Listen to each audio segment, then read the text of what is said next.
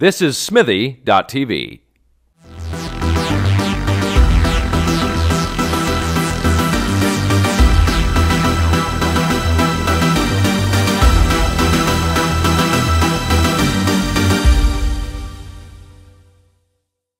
So it is another episode of The Mind Girls on Smithy TV, which, if you didn't notice, got a web design redesign this week. Well, yeah, probably not when this airs. In process. But yeah, so it kind of looks neat. I like it. New layout, new fun stuff. Your page is out, mine isn't. I'm a little upset about that. But my name has both our pictures on it, so... That's true. That's because Lindsay Lewis thinks we're together. Which we are not. So, there's that. It's tough to tell, says Lindsay.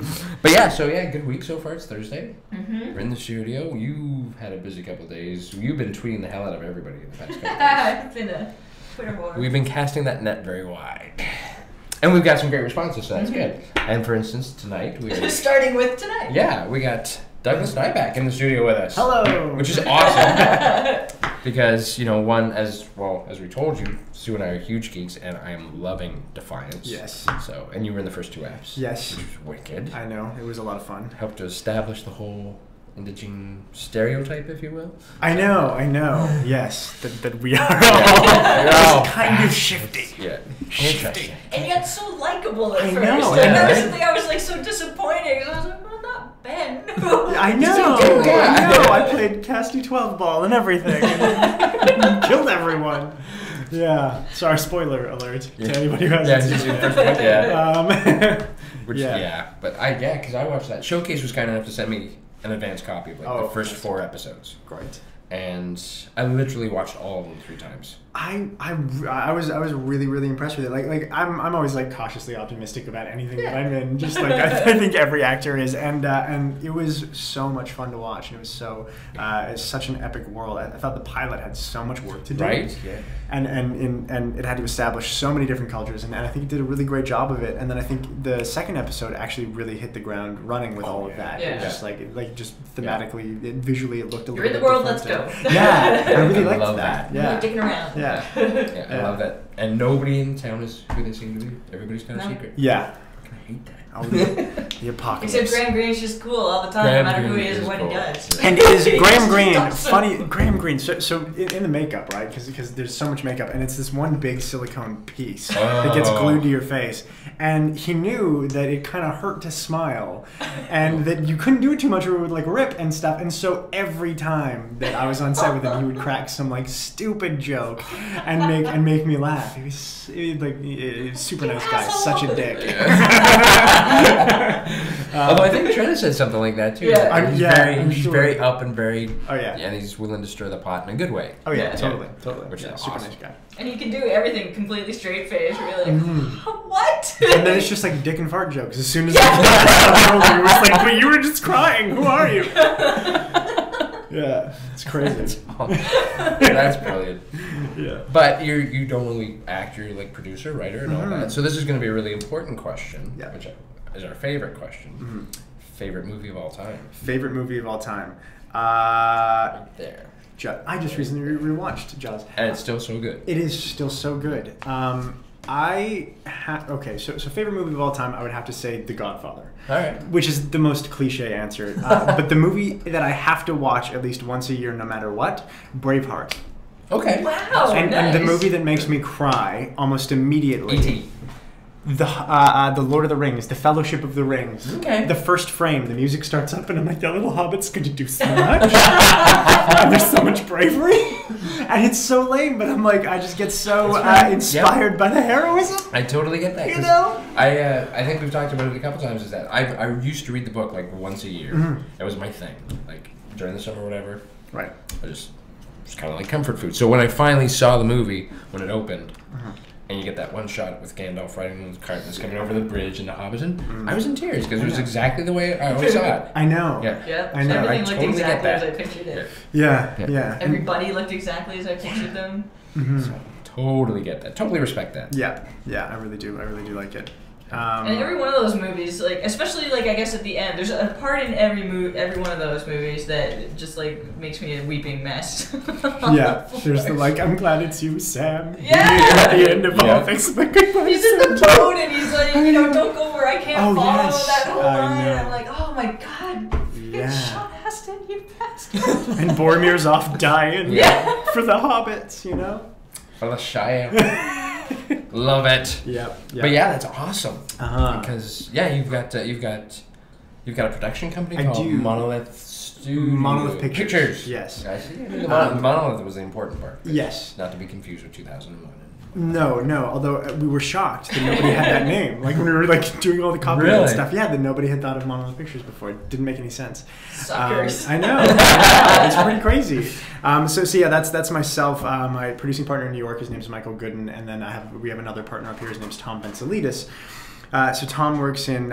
He had made his name and living in locations in the city, done locations for all of them, and now he's been doing. He was the production manager on Saw 3D and worked on the Hulk and all that stuff. Worked on the entire Saw franchise, and now he's working over at Cineflix as well as working with us. Nice. And my producing partner in New York, he's been like he and I met.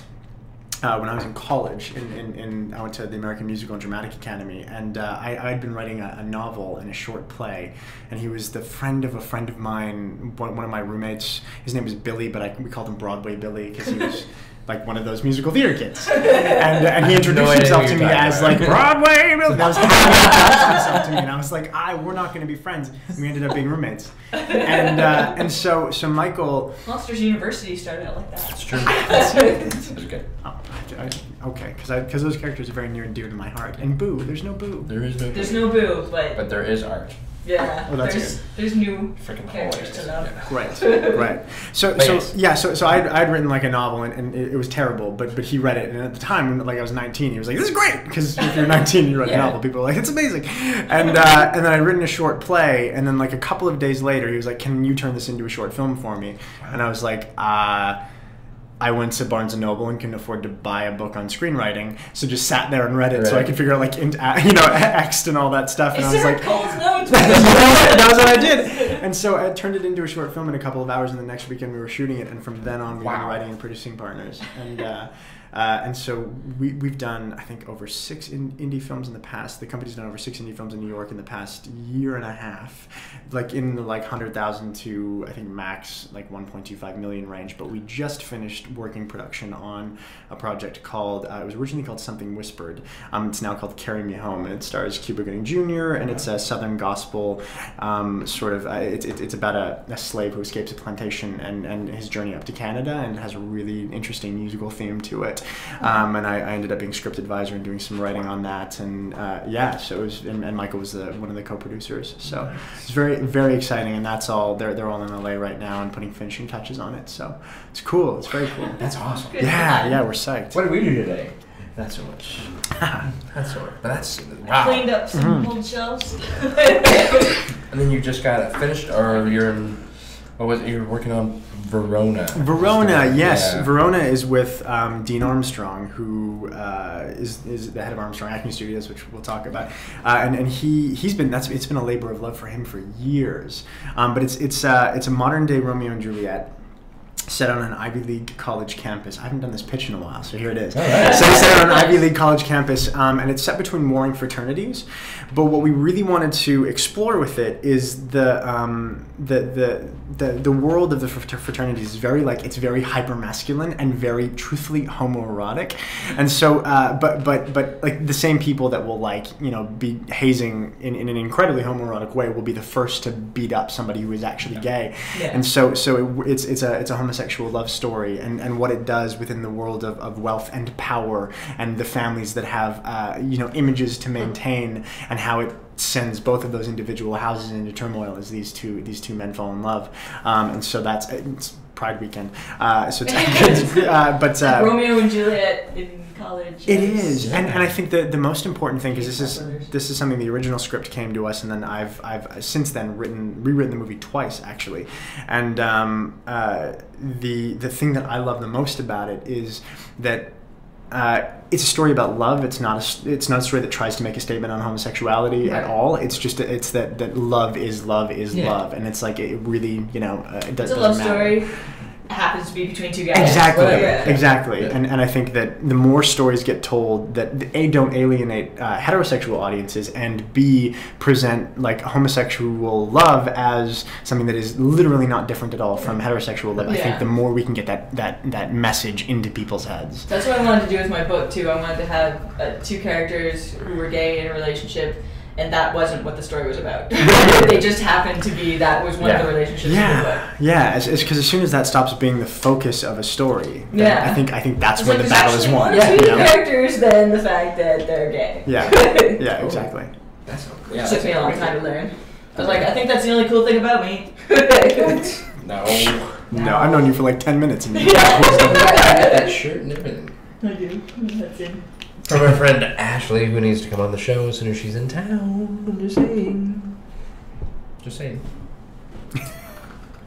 What? What were we talking about? Ashley, gays. She can say it like that. It's her word. It's fine. But yeah, you mentioned the Armstrong Studio, which because you're like the acting coach. You are like the guy. I have definitely become one of the guys over there. I've been a coach there for a long time, and now I'm the head resident coach at the studio, and I do a lot of coaching there and a lot of teaching, and that's been sort of one of my huge. It's I don't know. I like to consider myself a jack of all trades, because I don't want to say day job. I don't want to say any of it because it's not. It's just like you have so many irons in different fires, and they all start to come up together, and that's what I like about it. But working with actors has been such an incredible experience by way of like, I think the importance of, if you can teach, to teach is so important, because there are so many people who can't teach or don't like to teach that teach, and that's dangerous, I think, honestly. And so I have a love for it. I love seeing actors succeed. I love seeing actors get it, and I most importantly, I love the detail work that goes into the frame, that goes into building an on-camera performance. And it's like truck or crack to teach it. It's just so great, and then I'm really passionate about it, and it's wonderful practice. It keeps me sharp all the time, so my head's constantly in scripts and story and breaking things down. So it's been kind of a perfect job to go with everything else, with writing, producing, and acting. So yeah. Wow. I find it sort of reminds me of the screenwriting conference that we went to, because we went there like as press to cover it. But at the same time, we're both writers, so we were learning so much just by listening to other people talk. Yeah. And it's kind of like, I don't know if they know how much they were giving us, but it was, I don't know, it was like a give and take thing that we were totally getting from. And I think that would come into play when you're dealing with actors all the time, too, where you're just like, you know, this is how I would do it. Oh, it's cool to see the choice you made, and now I wouldn't have thought of that, but now. Yeah, exactly. And it just, as you open their minds, they open yours a little bit too, which is, it's wonderful. Yeah. Very cool. And you trained or coached somebody who we've been circling around for like at least 2 years now, easily. Easily. We've been on the same set as her at least twice, and we haven't been able to connect yet with Brittany Allen. Brittany Allen is a good friend of mine. I love Brittany Allen. Because we were on the set for Dead Before Dawn 3D when she was there. Yeah. I was laying on her mark at one point. Yeah. Accident. And then we were on Bar Girls. Right. We were on the set for that. Yeah. And then she also did Defiance, right? Yes, she did. Yeah. She and I saw each other on Defiance for we hadn't seen each other in months, and I'm like all like alien busted, and like just like, oh my god, hi! And she's all like, she's been crying all day. It's so nice to see you. And it's like June, and we're like so hot, and I'm like covered in latex. She is like one of the most lovely human beings I've ever met in my life. She's just like, there isn't an unkind bone in her body, and incredibly smart. What I love the most about Brittany is her like absolute fearlessness in emotional connectivity. She's just like, she will throw herself into anything, and that level of courage is just so wonderful to see in an actor. Yeah. And she can make it, I don't know, like even in Defiance recently, her character could have been very sidelined, very stereotypical or cliche. Yeah, but totally. the depth that she gave, it was like I was like, oh yeah, because we didn't even recognize her when she first came on screen. That's very true. I was like, she looked yeah, completely because different. her name was on the credits. I'm like, all right, I'm waiting for her. Where is she? Episode's over. I didn't see Yeah, her. it wasn't until there was like a facial expression Yeah. or something she said. I was like, Oh, That's yeah. pretty good. Yeah, because she's amazing. yeah. Mhm. And she will be on a show. You will be Brittany, on a show. come on the show. How She's in the awkward would it have voice. been if I'd been like, Brittany's a jerk. I'm not going to coach her ever again. Jeez, we're in a fight. No, she's lovely. She's very, very cool. Yeah, yeah. But you've done some, well, not just Defiance genre work. You've done a couple episodes of Warehouse 13. Warehouse 13, yep. And it's funny because the Defiance, Warehouse 13, and then recently Haven, which is cool. I love Haven. And I just did an episode of Copper as well. Oh, no way. I did a guest star on Copper, and it's so funny because from Defiance on, like up until then, I was like a really nice guy in everything that I booked, and then from then on, I have been a horrible person in almost everything. That's awesome. And I don't know what switched. I don't know what happened, but I guess that like I'm much better at being evil than I am being nice. I guess. Well, that's like Lindsay. But yeah. Lindsay. You could be deceptively evil because you've got a kind face, so Yeah, you could it like is, yeah. pull off like blindside after blindside. Nobody would see it coming. I Completely guess. gaslight somebody. Yeah. Yeah. Totally see it. Yeah, and Haven, I can't tell you much about it, but the character's pretty dark. It's pretty fun. It's pretty interesting. I love It's kind of Haven. extra- It's such an incredible set to work on. Everybody on that show is amazing.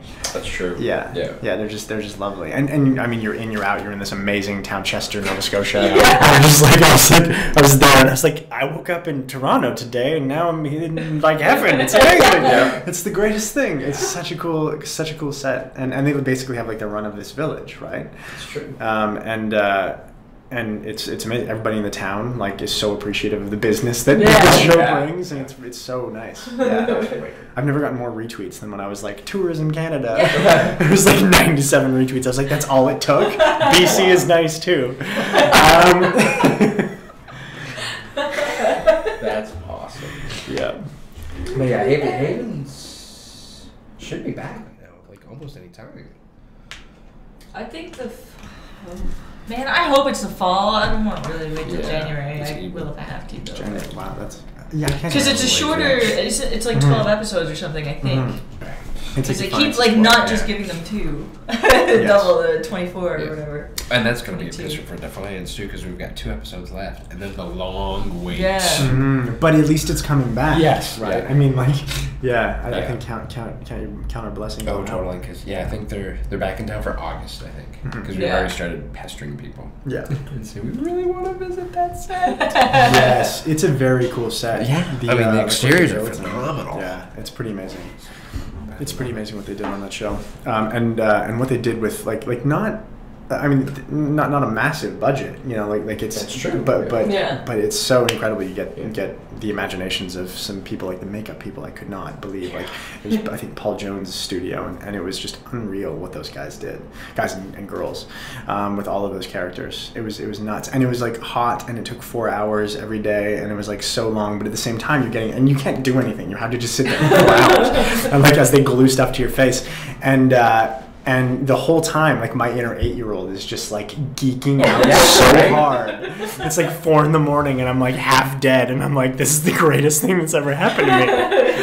I gotta shoot a laser gun. I know. I was like, just like killing bitches with ray guns all day. It's how you do it. It's just great. That's how I roll. Yeah, it was really fun. I watched Face Off, and I saw the episode where they brought all the artists in to meet the Defiance makeup people or whatever, and they were on set and stuff. So I got to see the set before the show started, which was kind of cool. I was like, it's like they built everything. It's all just there. Yeah. It's crazy. I know. Damn, it's I in know. Scarborough. We could get there. Oh, totally. Just like deliver No a problem. pizza. That's what I do. Fake a pizza. You're in. Who says no to pizza on That's set? right. Nobody. Pepperoni pizza for Grant Bowler. Could totally work. Where they just like lock him in his trailer. We have a microphone. You're ours for half an That's hour. right. You're eating this whole pizza. Let's do it. You can talk with your mouth full. He's Australian. That's fine. That's right. I know this for a fact. Yeah. Around the food. That's awesome. I love, and I was looking at like everything else you've done and you've done so much stage work as well. I mean, you did Funny Thing Happened on the Way to the Forum, which is awesome. I love that. Yeah, I love that show. I love that show. It was very fun. I did that. I've done a ton of stuff. I did some original stuff out in Edmonton. I did a bunch, like a whole bunch through the Midwestern and Eastern United States. My first professional gig when I was 19. It was in Springboro, Ohio, doing dinner theater in drag. In drag. It was a play called Love, Sex, and the IRS, and I played a man named Leslie, who his roommate decided that they were paying too much in taxes, and so I had been declared as a woman on the tax returns and as his wife, and then we get audited, of course, and I have to dress up. The only way to get out of this is for me to dress up, and there are pictures somewhere in the world of me. I hope you don't find them. It was a terrible dress, but I learned how to walk in heels at a very young age. Like at 19, that was a skill set that I had, and I think that's good. Really nice. I turn a shapely ankle. I have learned. So since then, heels do tend to make legs look great. Just calves, just very nice, a clean line. Yeah. Yep. Try it. Like really, haven't you? There's no need to borrow them from. Our friends here, Tim. That's right. Sorry. I'm not saying I wouldn't try them. I'm just saying that just to see. Yeah. I'm sure my legs look great. I bet. Were you gonna ask me? I'll take pictures and say, yeah, exactly. Go to heels and then I'll take pictures and say, so how do they look? Besides the hairy legs. And then you'll just have to tweet it out. Yeah. You'll have to. Yeah. That's what Instagram is for. I would have got there. That's wild. This is derailed a lot. Yeah. Oh, it happens on a regular basis. It's part of the charm. Yeah. But you've done, as you said, tons of stage, which means, of course, you've got like monologues in your back pocket for auditions and whatnot. Right. Is there a favorite Shakespeare? Favorite Shakespeare? I would say Hamlet, the "Oh, what a rogue and peasant slave am I." That piece, the whole "Is it not monstrous that this player herein but a fiction and a dream of passion could force his soul so to his own conceit that from her working all his visage want." Like, it's just beautiful stuff. That this person is feeling more than he possibly can, and it's fake. it's not even a real thing, and yet he can't do anything in his life. Yeah, it's That's my favorite play. The Hamlet. It's hard to top Hamlet. I think that every writer, I can't. I was reading something Hemingway wrote, and he was like, he had a series of letters with going on with a bunch of the authors at the time, and it was like they all admit that nobody's going to be as good as Shakespeare. We're already screwed. Nobody can top that guy. He did it all first. Yeah. So yeah. Taming the Shrew is mine. Is it? But I tend to lean more toward comedy, I guess. Well, I don't know, but Kate's an awesome character. I named my cat after her. Oh, that's true. I had a dog named Festy after the Fool and Twelfth Night. Oh, nice. Yeah. He was a fool. He was a total asshole. He was bought by my roommates in New York. I came home from a show in Maine and doing a show in Maine, and they were like, "By the way, there's a dog." I was like, "Oh, can you take him out?" And I'm like, "Ah." Can you feed him, clean up after him, and we'll be back later. It was basically he'd taken a big shit on the floor, and that was it. That was my welcome home present. Nice. It was very nice.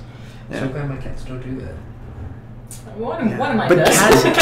cats will eat you when you die. That's true. So potato. Yeah, exactly. It's like as soon as you stop breathing your food to them. I think how much money I could save on a funeral that way. See? That's true. That's true. You don't even need to cremate me. That's right. Just cremate the cat. It's the same thing. Yeah, give them own science. Thomas and Orville are happy, and we're good. Yeah, right? That's great. But they'll need a new home. The second you stop breathing. It's true, though. They're like, "You're meat." Well, that totally explains what happened to me the other morning. Wow. Yeah, What? because, I tend to wake up at about 6, but I don't have to be out of bed till 6:30. Okay. So for the most part, I tend to sleep on my side, but when I wake at 6 and just kind of lay there, I lay on my back. Right. So I'm kind of dozing, and I wake up. Thomas is holding a mirror up to your face. Orville's like right here. Thomas is right there, and they're both just kind of staring at me. I'm like, really? It's okay. I'll get your breakfast. It'll be fine. But yes, I told Sue it was like passing through the Argonath. They can be scary if they want. Or we could fuck me up if we wanted to. Totally could. Is he like huge or is he just? No, he's. I think he's almost one. Yeah, he's young for one Oh, thing, so. But he just a murderer. goes and he takes everything's on his terms. Right. Like, if he wants you to pet you, he will actually grab you by the hand and say, "Pet me here." Yeah. So he's a tool. And he speaks English. Yes. Pet me here. How Pet me did you here, learn yeah. to speak? Which did not throw me off at all. Waiting while you're That's what you get for leaving the internet on, right there. Yeah. YouTube, right there. He goes to the Babelfish or whatever, the translator. Yup. Speaks cat. I love that book too, by the way. Babelfish came from Hitchhiker's Guide to the Galaxy. I am. Which I have at home on loan from our Doug at work. Read it. Read it. So good. Written by another Doug, isn't it? Doug Adams? Yep. Douglas Adams. Yeah, and actually Doug's all that's day. the name of the dude at work as well. Which is too bad. Douglas Adams. Maybe it's the same guy. No. No. I guess not. Didn't he die? Did Douglas Adams did, die? Well, yeah. he's definitely, or did he? Yeah. Or did he? I don't know. Yeah, he's actually working at BizTech now. There's Step up. Yeah. We're right. We want to keep our jobs, right? And we want sponsors. Yes, it's a step up. Totally. That's why I go to VizTech. Yes. Because Douglas Adams works there. See? See? And now because we do. Yes, exactly. But yeah, I just We're freaking. bringing in customers. That's perfect. Yeah. Right there. And the whole. I'm going back to Defiance again because Ben was just cool, man. And I love the fact that he's right in there. You like him from the get-go, and then you stab me in the back. Well, yeah. What I liked about the character from the beginning was that it's funny because when we did the episode 1, I didn't know why he was doing what he was doing. Right. Like I didn't have the answer until near the end of the episode when we were so we were shooting the scene where I was stabbing Luke, and then the director Scott he came up and he was like okay, Doug, so there's this thing that you need that he has that you've given him money for that's important, and that is why you have to kill him now. And I'm like, Go. You got it, buddy. So, it's just it was such an interesting process. Look what you made me do. Yeah. So, but what I really liked about the guy which was ultimately the sad part. He has that final line of tell Amanda I'm sorry. Is that like somebody somewhere had him by the balls, right? Yeah. And that's to be put into the situation of kill. I think it was ultimately like 74 people or something. Yeah. Sorry, Defiance. Sorry about that. For me, the only thing that made sense was it had to be family. It had to be family, right? That's like the only thing that I would ever possibly do that would be family. And Which leaves it open for flashback returns. yeah, hopefully that's the beauty of science fiction. Because you can have flashbacks for days. Well, Yeah, we don't even know tons about the indigen, the breeding programs. You can all be clones. Yeah, that's true. Back in no time. Yeah, it's very interesting. Hopefully, and I mean, sci-fi is Plus, good it's for not that like too. you weren't so covered up. You And could that's- just appear as a yeah, whole different That's the thing. I mean, character. like knock wood, sci-fi. But no, that is something that is kind of cool about that genre. I mean, like you look at like Star Trek, The Next Generation, Deep Space Nine, all that. Like the actors came back for days. Buffy, there were like actors that played several different characters. Yeah. And I mean, you can hope like either way. Like I'm super happy with Ben and with that story arc. But I just think it's really cool that it is a medium where they actually like worry about fan bases. They worry about people, what people want and like, and will bring people back or not. But I really like that about the network, and I really like it about the genre that they're loyal to people that they like and characters that they like and actors that they like, and they listen to the fan base. It's really great. Or somebody starts out with like 2 lines and then ends up becoming like a fan favorite character that just keeps getting more and more and more. Yeah. And backstory. I mean, just in terms of like the cast alone, you see them on Twitter like almost every day. Yes. Just interacting with the fans. That's awesome. Yeah, Grant's amazing. Yeah, Grant's great. Yeah, all over that. I'm like, dude, relax, go for a pint or something. Just I know, but Grant is like, he's the quintessential leading man. Yeah, he really is. And he was such a leader on set too. Like he was just always he was always first to be like, if anybody, you know, if you have any questions, if you have anything, like, don't hesitate to come to me, don't hesitate to email me. Like, yeah, he was always very excited to be a part of it. He's exactly the guy that looks like Grant Buller. Like, you know, he's like Harrison Ford in real life, and he is. He's like Han Solo in life. That's awesome. I know. Like he's super great, and everybody on that set was amazing. Like within a couple of minutes of being there, Tony was like, "We have to go golfing." And like, all these people that like, he didn't even know my name yet, and he was like, "Ben, we gotta go golfing." I'm like, "Okay, my name is Doug." And it was just really, really cool people on that show. Well, and then of course you could even get into it from the other side, just writing. That would be great. That would be amazing. You know, you could do some amazing thing with those characters. Yes. Yeah, absolutely. Have your revenge for killing you off. Yeah, just like the genocide episode where everybody in Defiance dies, and Ben's there, and he's like, "Ma." And then he like it's runs a big off. dream episode. Yeah, and then Amanda wakes up and she's like, "God, it's crazy, it's a dream." And Patrick Duffy's in the shower. That wasn't SyFy. Lindsay, that's a reference to an old show called Dallas. You may not have Which is heard also of it. the new show called Right? That's troubling. Yeah. Didn't need to be done. Nope. And yet they canceled V. Just putting that out I there. don't get it. Just putting that out there. But you know, that's us for genre fans. Genre fans. So genre fans, favorite sci-fi shows of all time. Ooh. Of all time? Oh, that's easy. Boom. Quantum Leap. Done. Quantum Leap? Yes. Okay. Done. You? Probably V, the original V. Yeah. Nice. It was I can't even say it was an obsession because it is still. Yeah. Still my. I don't really know what to. I'll put on V. Right. It's my comfort. Because I was. I don't get like really geek out over a lot of our guests. Because I get that they're people, they do their jobs. That's their thing. I geeked out briefly when I met Tom Savini at Niagara Falls Comic Con, but it's Tom Savini. Mm-hmm. But And then Ryan got us his sign. yeah, he did. But when I got to meet. Well, we did a photo op with Dean Stockwell and Scott Bakula when they were in town for like one of the Comic Cons. Wizard World Comic Con. Yeah. And as soon as the picture was done, we came out and I'm like, Sue, I totally need to admit it because I was Scott Bakula. For 5 years, he influenced so much in my life. Right. Because I totally identified with the character of Sam and all that. I'm like, yeah, I totally get that.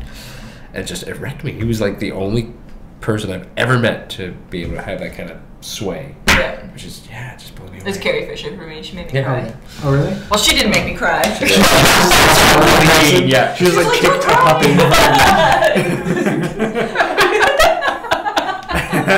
Hashtag Carrie Fisher kicks puppies. I don't think she does. I don't think she does. Probably not true. Well, she might have to now that they've asked her to start getting in shape for the new movie. Yes. It's good exercise. Like, Kicking really? puppies. You gave her crap like when she was 19 and sent her to a fat farm. I never did.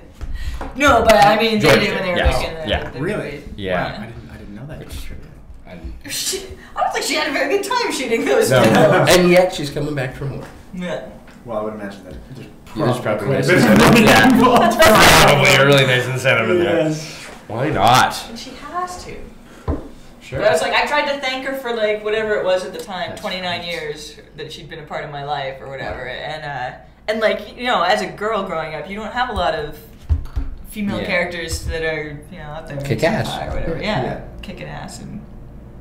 Are you a little short for a stormtrooper? So. Yeah. She meant a huge deal to me. So I tried to say thank you for the last 29 years or whatever, and I started crying. She's like, don't cry. She stopped. Stop signing. Aw. That's great. Fine. That's wonderful. Yeah, I love the fact that people can have, like an actor or a writer or somebody can do that to people. I mean, just by being themselves. I love that. Yeah. That was the. It's like all you had to do was show up, and you did that. Totally. Thank you. Yeah, I know, right? That's the reason why the original reason why I got into being an actor was because of that. I did my first professional shows. It was an original musical called Stubble Jumpers when I was 16 in Edmonton, and it was about World War II kids from the prairies that went over to fight, and so my character I got the lead, and it was really great. And then I at the end of the thing I died, and it's a theme in my career. and yet none of your characters have cats. I know, right? And I'll never forget, like, there was one matinee that we did, and it was like there were like 20 people in the audience, and of course, like, you go to a matinee and you're like, okay, we got to give these people, they paid the same ticket price that everybody else did, even though there's 20 people. And so we did, and then at the end of it, they were all waiting, and they were all wives of veterans or veterans themselves or people, and like coming up being like, you remind me so much of my husband, you remind me so much of, and I like, it was that moment where I was like, whoa, like, you can actually impact people. Like have more of a societal impact as an actor or as somebody who creates art than originally at that time it was either law school or acting, and I decided to go to acting school because of that show, just because law school would have been an avenue into politics, and I honestly believe that in the world as it sits right now there is more trust and more power in the artists than there are in the people actually running the show. It's very interesting, with the exception of Justin Trudeau. Who has the greatest hair. He's got brilliant hair, right? Fantastic. He's a superstar in his own right, therefore. Yeah. That's wow. Yeah, that would have been It was kind of trippy. It was kind of trippy. Yeah. And that was it. That was the next summer I was in New York. Yeah, well, after something like that, you'd be kind of silly not to have done it. Yeah, that's. I'm not gonna say it's a sign, but that's that's a huge indicator there. Yeah. But yeah, that'd be because that would be stunning. For something like that, that would. Yeah. Some socks off. Yeah. I think that's much the reaction that the Bomb Girls. To begin with everything. Yeah.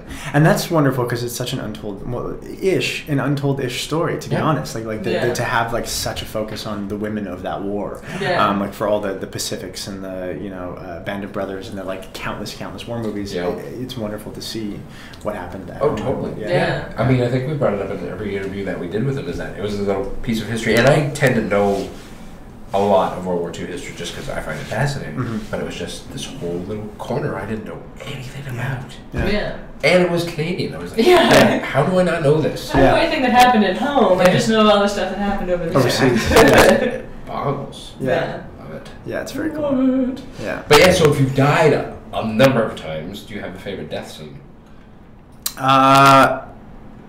It would be a tie between Defiance and then the thing I just shot. It was really cool. It was very cool.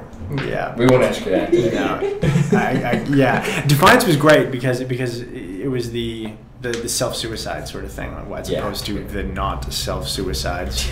It's like I'm just thinking out loud. How else would you be talking?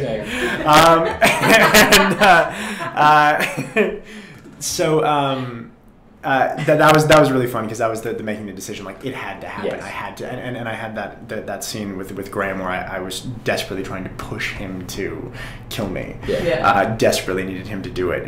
That was really fun. Like I was so excited for that scene. That's awesome. Yeah, that was like my first little like Hannibal Lecter scene. That's really cool. And to do it with an actor. You should have had Gwyneth Paltrow's head delivered in a box. Just like, what's in the box? That would be wicked. Oh man, that's awesome. Yeah, that's great. So you guys are working on Verona to get it out there. You're starting the campaign, or well, we shot a pilot for it. We basically shot like a pilot for the feature, which actually Brittany Allen is in. She's everywhere. She's everywhere. I know. And we worked with Brittany Allen with a gentleman named Shannon Cook Chung, who is a really big. He's got, I think, The Conjuring is coming out soon. Yeah, Conjuring. That's right. Yeah. Who else? who else? There were a bunch of people in it. Shane Kippel from Degrassi was in, Stephen Yaffe, John Breger is in it. It was really good, and these are all contacts that we have through the studio. They're all actors that we've worked with, actors that we've coached, and so they all came on board, and so we did this huge, basically a presentation pilot, which we're in the process of shopping around and building financing for it, and it's great. It's not the most mainstream film in the world, like in concept. Good. Honestly, yes. And so as a result, it's getting a lot of passion from a lot of people, but at the same time, it's a grind to get financing. It's a grind. You got to keep at it, and there are people who are very interested, but you do have to search for them because it's not Transformers 15. Right? No more. So. They'll keep coming. And there was your Twitter for there is. I think it's at Verona the movie. Oh, wicked. Okay. So. Yeah, totally. Because I know a couple people who would just be jumping at the bit down on something. Oh, great. Yeah. We've got a couple fans who will just almost retweet and then re-promote everything we talk about. Oh, wonderful. So we're like, can you do that for us? And they're like, yes. And it's off like wildfire. So that's fantastic. And it would be right up their alley anyway. Yeah, for sure. Because I'd see it. I'm a straight guy. I'd go see it. Yeah, totally. Brittany Allen's in it. Mm-hmm. Bing. Yes. So, I'm just saying. She's not Carrie Lynn, but it's alright. Carrie Lynn Niels. She is actually one of my best friends. Stop it. I've known Carrie for she emailed me, told me, she yelled at me on Twitter to email her back because I'm a horrible person. I should probably do the same because she hasn't emailed me back. Oh, I see how it is. She is one of the most delightful humans. Right? Yeah, in the world. Yeah. So, Yeah. Yeah. The whole planet at this point knows that I've got a crush on her, so cool. So yeah. I'll this whole planet Yeah. Yeah. But whatever. Cool. She's adorable. It's fine. It's fine. Carrie, come on the show again. she was on the show. Oh, yes. Yeah. Come on the show again. Yeah, we had Adam and Carrie on once, and then wonderful. we had Carrie, Amanda Brugo, Stephanie Ann Mills, and Laura Cataract. Ah, wonderful. Yeah. She's an instructor at the studio as well. Is she? I didn't know that. Mm-hmm. Yeah, she's an amazing teacher. Because she needs to come back on the show. I actually messaged her the other day and said, "You need to come back." Yeah. Because everybody in that. I told her she couldn't get hotter. That was like she's kind of a hottie. She is. She totally is. And now it's awkward because I work with her. Sorry. It's too late to edit it. It's too late. We both have the same agent too. Yeah. She's super nice, very talented, very giving teacher as well. Very good teacher. Yeah, she's wonderful. Yeah. And of course, we've only got a couple of weeks to get her back in the studio before she goes there to shoot anyway. Which is wonderful that they came back. I love that. It's so good. Yeah. I mean, I'd say we were staunch supporters right from the get-go. Yeah. Which is why I think they were so nice to let us have as many of the cast members in here as we did. Right. Because we ate that show up. Yeah. And I even said, they're as passionate about it as we are. They so really they're are. So excited to talk to him, and they love hanging out together. And it's like, Well, that's what I like about Canadian film and television is that there's so much of that. It's. I was talking with it about something. There's not really a class structure for Canadian film and television. No. It's more of a, this is our job, this is our work, and we're all kind of getting in there together. And, yeah, sure, I'll talk to you. Why not? And it's great because it's this is one of the things that's the most interesting. Like we do a lot of stuff. We produce a lot of stuff with Monolith in the States, but we're wanting to bring more. We've got 3 new projects that we hopefully are going to have on the go, and we want to bring them up here because what's I think so great about Canada right now is that.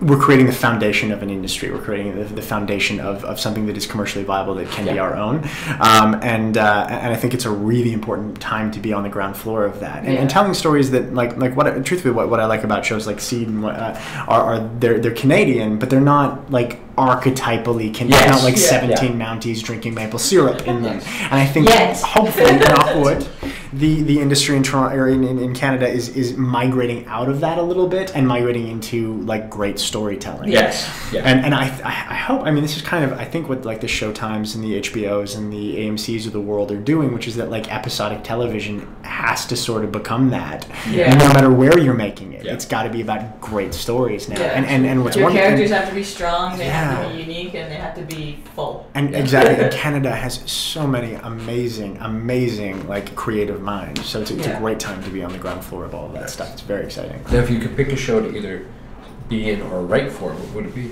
Be in or write for? Or both? I would. You know what? I would love to do another sci-fi show. I'd love to act on it, just because I grew up watching like Star Trek: Next Generation, all that stuff. So when I booked Defiance, it was like the greatest experience of my life. But they're also just such amazing shows. I would say I would love to come back on Defiance if I was shooting something in Canada, to be honest. But Walking Dead or Game of Thrones. Actually, Game of Thrones over Walking Dead, just because sometimes the characters in The Walking Dead are so stupid that they should just die. The zombies should win. Sue says that a lot. And as far as writing goes, Mad Men. Oh yeah, Mad Men. Yep, yeah, that would be it. Yeah. Just because of the incredible subtlety in that show and the writing, and like to be able to write a slow burn like that. Yeah, that is just like you're talking arcs that are years in the making. Yeah. It's unreal. It's really good television. Yeah, it's I great. kind of want to go back to the beginning of that. Mm-hmm.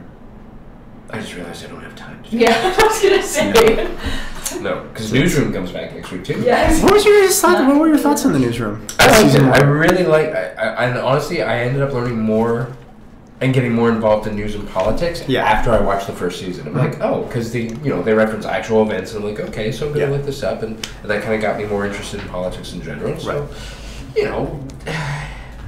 Aaron Sorkin's a hell of a writer. Do I agree with everything he says? No. Right. But I really like Jeff Daniels. Yeah, he was amazing in that. So. Yeah, it was incredible. He's not Tatiana Maslany, but he's good. He's good. Nobody's Tatiana. That is true. Well, you could be Tatiana Maslany. You could be Tatiana Maslany. Tatiana Maslany could be me. Yeah. Could be anybody. Are you Tatiana? No. Lindsay, are you Tatiana? Oh, I see what you're doing. Because I'm not. Because she's so good. She's so good. She could have just walked in here as me. Yeah. She could totally be. Yeah. Didn't even notice. I thought you were trying to say I could. I'm like, I can't be her. I can't be her. That's awesome. But yeah. See, now Game of Thrones, though, House Lannister, where are you coming down?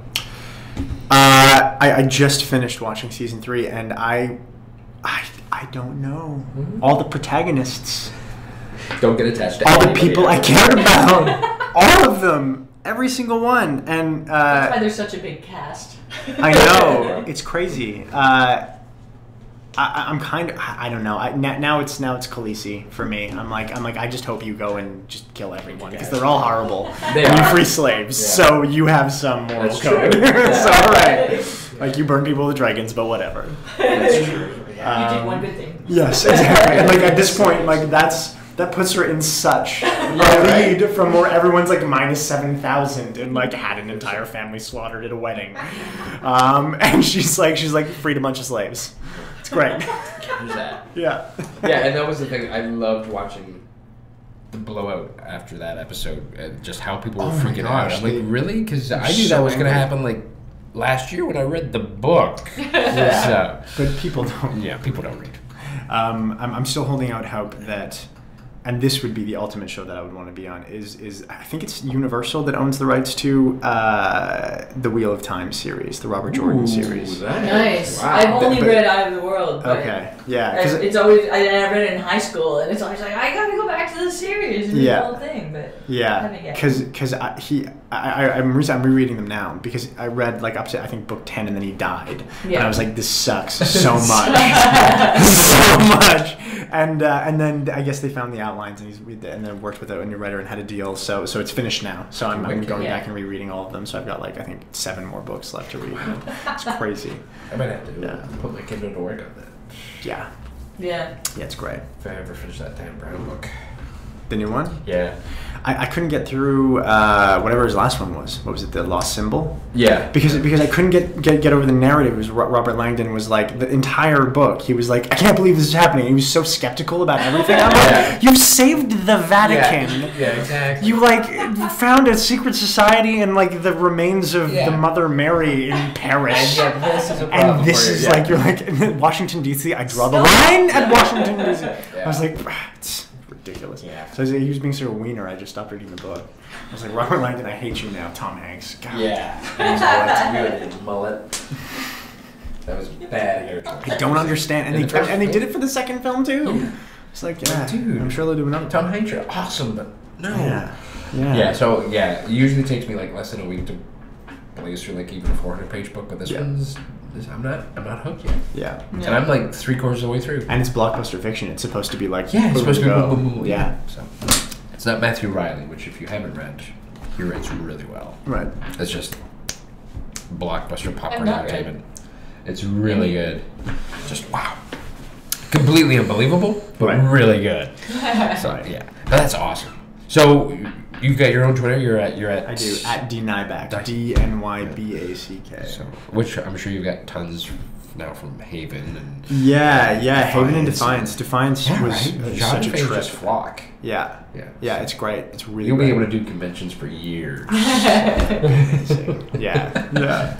And then you, like we said, you've got stuff with Monolith coming up. So what else have you got in the fire? That is a lot of it. I'm starting to write 2 projects, and we have a horror film that we're developing. Script's done, and we're hoping to go forward. But it's I can tell you a little bit about it. It's called Ascension, and it works under the idea that if we were to die, that like if heaven is about being archetypally good and hell is about being archetypally bad, then there are like 6 people in each. There's Hitler and Judas are down there, and like Mother Teresa and like I don't know, babies that haven't had a chance are all up there, and so I'm like at this point, like with 6 billion people on the planet, purgatory must be like a really full. Must be really cool. And so it works under the idea that if we all died in this room, we wouldn't know that we died in this room. We would go and I would like head home, and then I would get past, say, the Don Valley Parkway, and then I would just find myself sitting in this chair. And this came about when my writing partner and I, Michael, we have a cabin in New Hampshire that we go to write, and we were driving up one to finish this film we wrote called Innocence, and it was this terrible snowstorm. It took us forever to go there, and it was pitch black, and it was snowing, and it was like we drove through this mountain town that was perfectly lit with Christmas lights and all this stuff, and we were driving. We couldn't see anything but just like the snow basically, and we were like, how creepy would it be if we just like had driven for an hour and then drove through that exact same town again? And then just kept driving and kept going through the same town again. And so the town of Ascension was born. It works under the idea that purgatory is location specific. So anybody who's died, but purgatory isn't a loop, it's a spiral. It's a proving ground for whether you go up or you go down. And so each loop gets more and more disturbing, and it's location specific. So if somebody had died in like 1850 over there in a fire, we could be having a conversation right now, not realize we're dead, and just for like a couple of seconds, like a blip will come into our loop, and it'll be this man's, and we'll look and they'll be gone. And so it's this whole world functioning in this like northern New Hampshire wilderness that is built around that. I like it. Yeah. It's very cool. Yeah. So I would watch that. You should probably put Brittany Allen in it too. I actually have told Brittany. She's perfect. I had her in mind for one of the characters. Yeah. That's awesome. Yeah. Or pitch it as a series. Yes, that's something that could have legs. You actually honestly could. Yeah. Because it could just. If anybody sees this and wants to turn that into a series, just www.monolithpictures.com. That's awesome. Yeah. That, I think, is probably the perfect place to wrap it up. Yeah, that was absolutely. Yeah, now I just want to go home and think about that story. I know. That's really cool. Yeah. That is, really cool. Yeah. Yeah. And that's totally how my brain works too. Right? I was Like, yeah. oh, what if blah blah blah. I know. That's wicked. Yeah, it's interesting. So we'll see what comes of that, but hopefully something soon. It'll happen. Yeah. It'll happen. So, Douglas, thank you for coming in. thank you guys. That was awesome. I really appreciate it. And they have us on set when. Yes, absolutely. Yes. Right in there. Will be in there. Right in there. Usually it's you. Yeah. Oh With my the God, helicopter. dropping the With ball the on helicopter. this. Yes. Horror movie? Are you kidding? Yeah, that would be awesome. Lindsay, as always, you are the man. Thank you, You Lindsay. did a wicksome job. It's up to you to decide what that means. If it's bad, then that's your own fault. I would say it's wicked awesome. See? That's what I'm saying. That's what I'm saying. Sue, that was a good day. Tim? Well, Yeah, this it part was was a a good good day. day. This part was good. Yes, it was. It was awesome. Doug, thanks for making our day. Absolutely. Thank you guys. It was awesome. So yeah, that was great. Sue, good app. Lindsay, great app. And I'm going to call it a day. So for Tim and Sue at the My Rules, thank you and good night. Ciao, ciao.